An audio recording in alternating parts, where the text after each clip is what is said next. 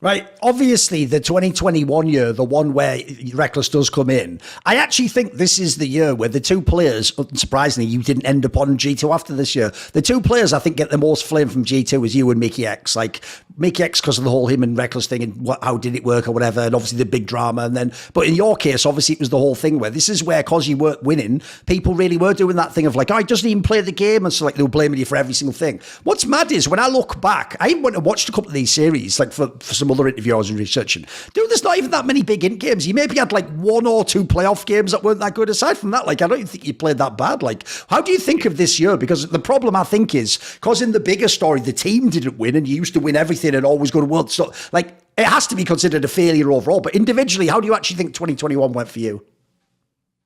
Well, I mean, well, to start off, I mean, our regular split games, we were like, as usual, right? We were like number one in the league. We were winning every single game.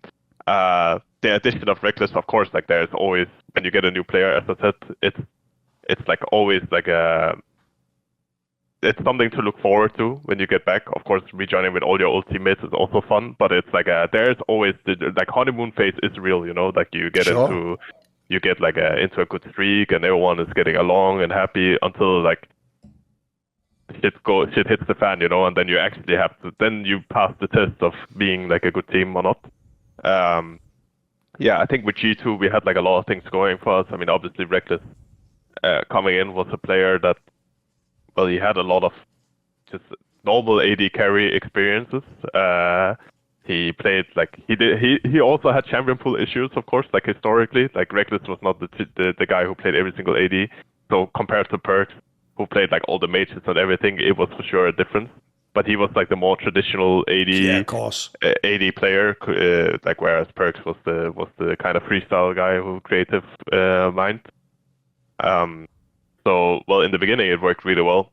I think the one issue we got into, and I've seen this like phrased on social media before, that like neither me or Rekkles wanted to play strong side.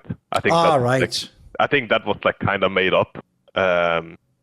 It is true though that during the playoffs we played, I don't actually even remember if it was spring or summer, every single top laner in Europe was playing like Karma top. It was basically just like it was like 1-2 like first rotation Karma top champs like this. And looking back at it,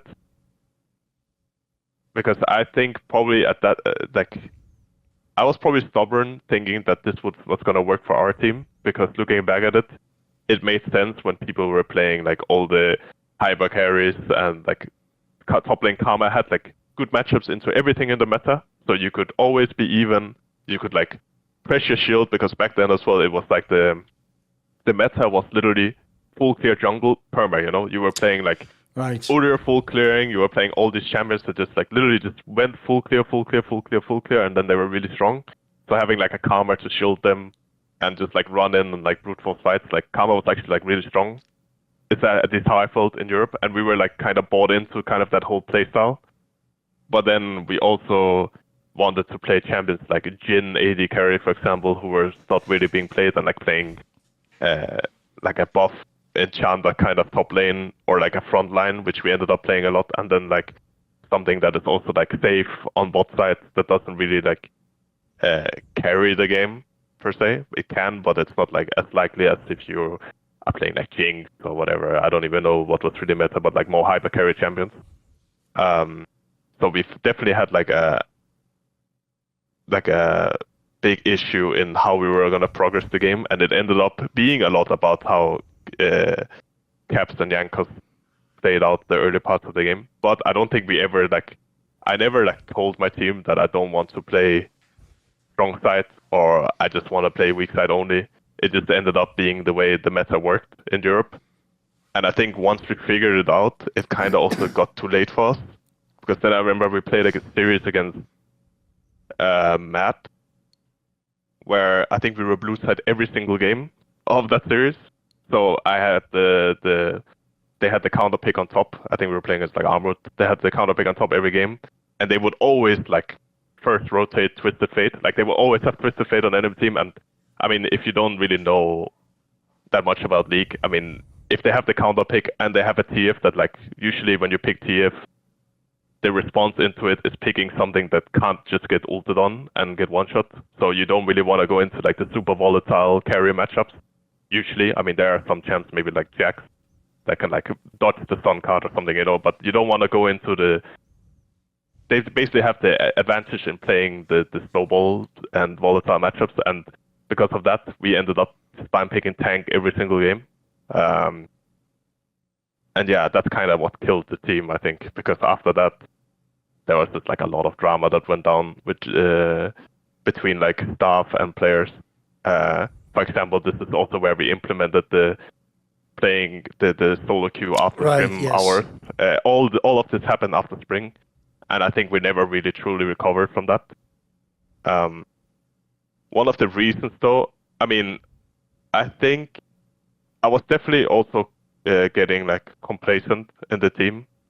Like I was not perfect by any means. Like having like a solo queue quota, it was definitely like the right way to go about it. There was this like, I think once the scrims become like too draining, which they definitely did, I had the tendency to being like, I was just like completely dead after every single day of scrims. So in that sense, having like the solo queue quota was the way to go, but the way they went about it was just really weird. And then also the following split, yeah, we just had like a lot of conflict, as I said, between like staff and players, and even like players within each other. And I would have probably gotten kicked regardless.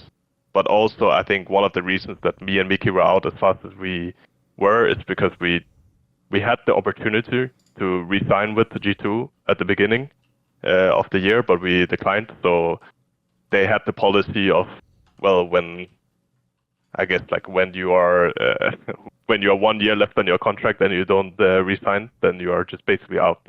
So I think we were out regardless of how the year was going to go. But yeah, it ended up that way anyways. See more cool, funny, interesting clips based on topics from my content? Well, subscribe to this channel then, or, be a pleb and don't.